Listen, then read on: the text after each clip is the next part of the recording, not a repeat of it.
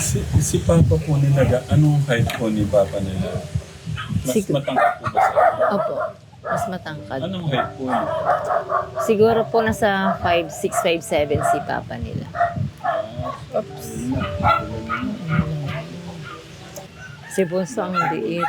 Sana pamangkat ka mga 6. Para nasa iyo na lahat. Kapugian, height, ang katalinuhan, kaputihan ng puso. Sarang nga po namin, pangalawa po sa maliit. Pangalawa sa maliit. Sa lahat matangkad. Opo. Ano po kasi si Bunso noon, pinanganak, positive po siya sa G6PD. Ano po yun? Yung, anong tawag ng gusto? Yung sa glucose po. Nakita po yun sa newborn screening niya. So nung newborn, yung screening po niya, newborn screening po niya, meron po siyang positive Opo, G6PD po. G6PD. Opo, G6PD. Ano naman yun? Parang na... Ano po siya, marami pong bawal sa kanya. Paano gaya po na... Katulad po ng soya, mga nuts, bawal po sa kanya. Munggo, beans, mga ampalaya, bawal Pag po. kumain na siyang ganun, Pwede po niyang ikamatay lalo't marami. Magkaroon po siya ng internal bleeding. Nung Kaya- dati nga po, nung lumapan po sa chest po na elementary po. Tapos yung school po kasi nagpo-provide po ng food po namin dahil Bakit? nire-represent po namin school. Tapos hindi ko po nakita dahil kumain na po agad. Mama Dahil yun. si Papa po may kausap po noon dahil nagutom na po ako. mm, Tapos kumain na po ako. Tapos may paminta po pala po yun. Tapos during the game po, nahihilo po ako. Bawal po kasi po sa yung paminta. Natalo po. Yun po. Pero Bawal konti pa lang po yun po. Nahilo kunti na po pa ako. lang yan, no? Opo. Sensitive pala yung ano nyo. Bawal po sa kanya yung mga menthol. Sa medicine, marami pong lason sa Ano kanya. to, soba? Kaya kapag halimbawa, sabihin po, pauna ka agad sa doktor na G6PD po siya. G6PD.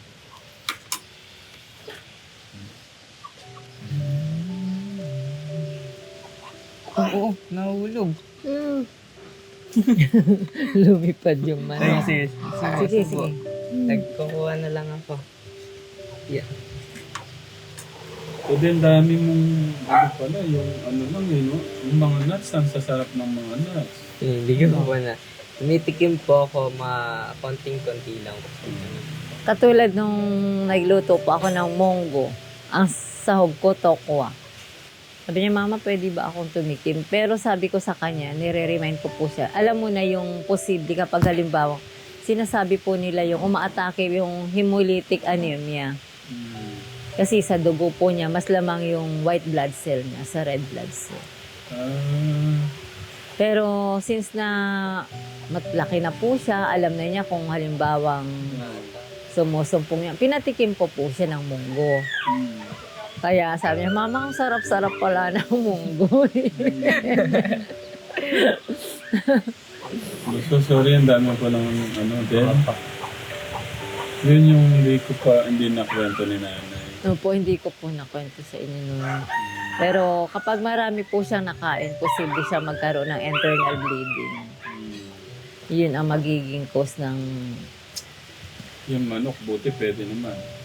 Basta't ano po, kahit na may soy sauce yan, pero konti lang, okay lang po yun. Kasi malaki na siya, alam na niya kapag nakakaramdam siya, sasabihin niya sa akin. Opo. Kaya po, pagwas na ako po nagluluto, pagwas na adobo po, ano po, oyster sauce lang po. Konti lang. Wala rin po. Subo to, subo. Ang pansit namin kulay puti, patis lang po. Bunso, ikaw na nga lang magbasa. Hindi ko, mas magaling kang mag-ano. Sa G6PD po. G6PD deficiency is a genetic disorder that most often affects males. It happens when the body doesn't have enough of an enzyme called glucose 6-phosphate dehydrogenase or G6PD. G6PD helps red blood cells work. It also protects them from substances in the blood that could harm them.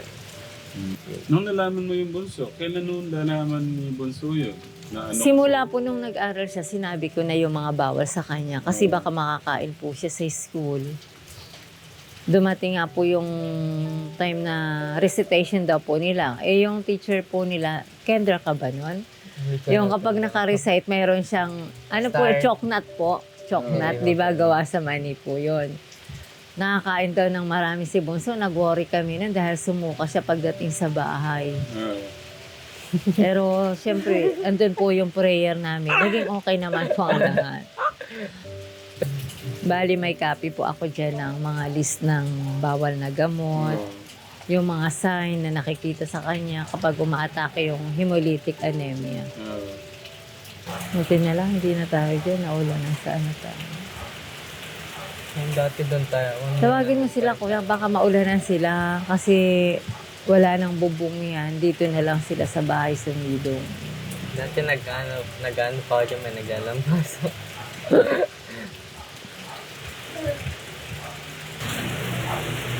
Dati Ate. Ito. Who is affected by G6PD deficiency? G6PD deficiency affects between 400 to 5 million people across the world. Grabe, ang lawak pala. G6PD deficiency is more common among people living in Sub-Sahara Africa, the Mediterranean and Southeast Asia regions. Healthcare providers estimate that 1 to 10 black men in the United States has G6PD deficiency. Overall, as estimated 4% to 7% of people in the United States have this genetic disorder. About 30% of newborn infants who has severe... Basta yun, katekram, basahin nyo na lang po sa ano. Mahirap po magbasa ng... ano. Pili lang pala na kaya ni Bunso. Opo. Ayaw na niya ate. Ha? Ayun. Ayun na? Yan, kayo din. Kain Sige na. po. Anong sa ate? Kumain ka na, Bunso. Busog na si ate. Busog na Ha? ate. Medyo busog pa. Busog. Ate, busog na. Hindi ka pa nag-aalmusal eh. Kuya, kumain ka Kumain na. ka na, hindi ka pa nag-aalmusal. Amen na lang ate yung pagkain mo ate. Oo. Ha? Amen na lang daw yung pagkain natin eh. Oo, sige. Kaya na, kain na po Sige muna po. kayo. Iyan ako na muna to. Para kakain muna sila kateka. Niyayata sa namin. Yung camera kumakain. Pwede nga to eh, para hindi sila mahirap. Tatay, gusto nyo karatingin ko na lang para bumuha. Para hindi mahirapan sila tatay. Oh. Try ko lang katekram. Ay, joke lang. Pwede po bang malaman, makilala po yung makichismis sa inyo? Po, walang ano po ba? Ano po kayo nila, ano? Kapatid ko po yung asawa niya. Siya pala yung kapatid. Gwapo din po kayo. Ano, Ikaw- pwede pong malaman ng pangalan niyo? Ariel po. May sinasabi po kayo na ano ko po, kung Na ano po. may naputol ko po yung sasabihin niyo eh. Hindi, sabi niyo po kasi kamukha. Ako po kasi yung sinasabing halos kawakambal nung kapatid niya. Mukha raw po kaming kambal. Opo, kung lalagyan ko kayo dito, no, Yun po. yung Yun lang ano pagkakaiba po. namin, wala po akong nunal. Nunan. Nung nabubuhay po yung kapatid niyo, kumusta naman po siya? Okay naman po siya. Bali, kasi sa amin magkapatid, halos kaming dalawa yung medyo magka-close talaga.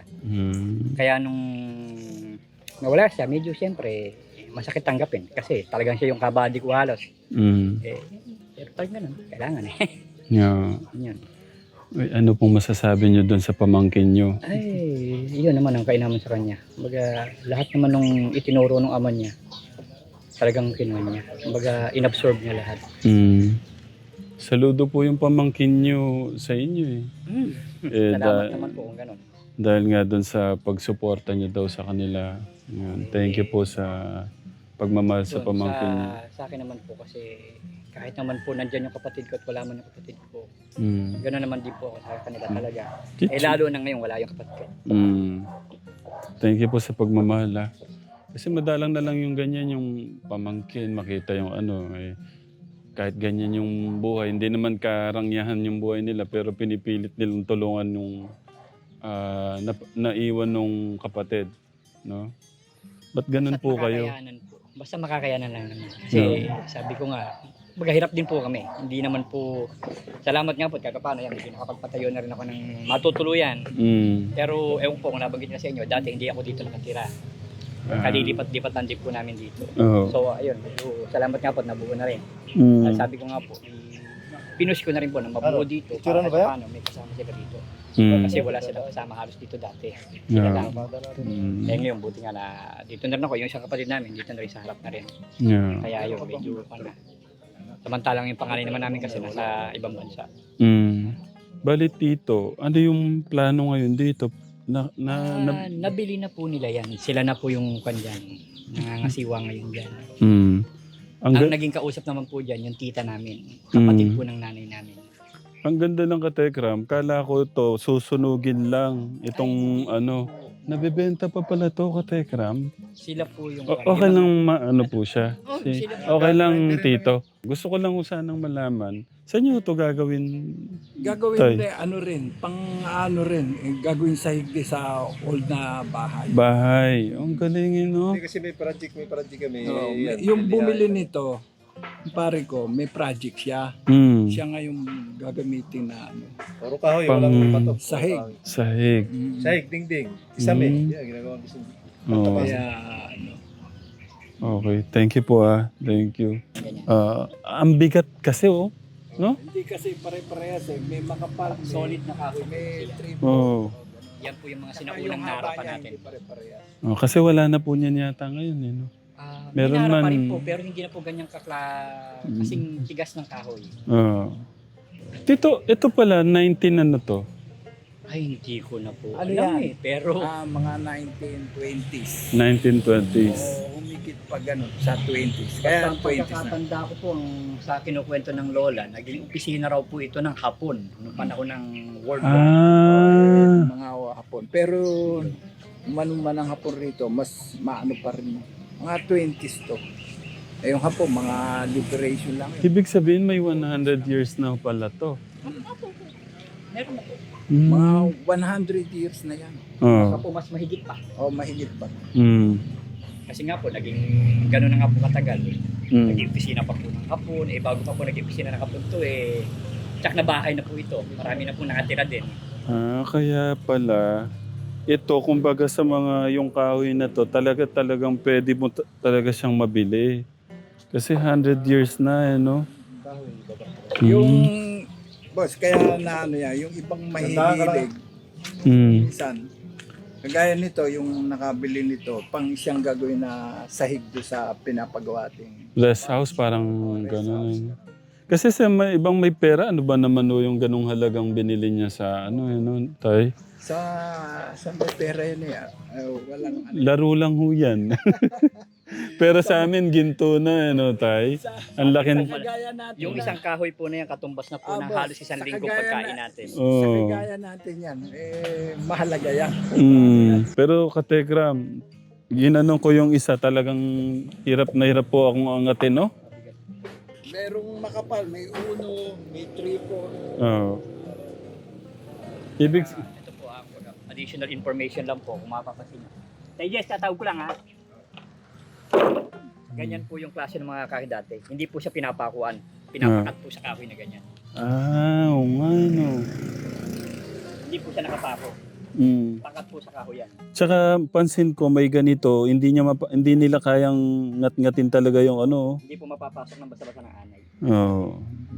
Lang. Ito, kinaanan ng anay yan. Oo. Kinaanan ng anay. Pero hindi ho nila kayang anuin po, no? Mapait yan, mapait. Mapait. Kaya, Grabe, no? Yung magagaling sa mga ganyang no? Kung kala mong basura na, ano pa pala, kayamanan pa. Pero ito kategram, na-sold, tinawaran ni tatay. Magkano yung tawad niya, tay? Pumat ganyan na hindi na ano, halaga lang yan mga 60. 60,000. Ang laking halaga nun, tay. Pero kung yun ay buo, Oh. buo pa yan, maganda pa kondisyon, siguro hindi maibibigyan ng may-ari na gano'n. Hindi, ano talaga siya. Kaya ibinigay na niya, siyempre, mga ilang, baka mag-uulan lang yan, lusaw. Oh. Ito tayo, parang ang dami pa rin makukuha dito, no? Lahat yan, makukuha. Oh. Maiwan lang yung ano talaga, pero pagka yung paglalihan, Yung lasog po talaga, no? Yung durug-durug na. yung mga ginagawa ko, nililihan ko na. Ito, oh. No, tayo, gaya nito tayo, no? Oh. Ano yan? Ang kahoy niyan, yakal at saka mulabi. Yakal at saka mulabi. Okay. So yun lang katekram. Pakita ko dito katekram dito. Ito na po itsura nung ano. Pero nung isang araw lang ho tayo dito. Ayan. Nakuha na po.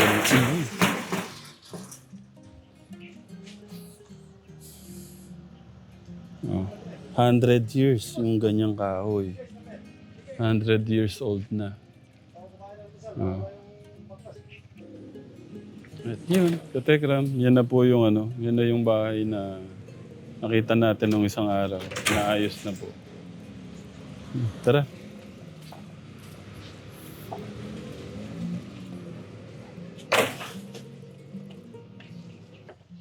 Thank you, Taya. Sige po. Tito, thank you, Tito. At yun na, tapos na silang kumain ng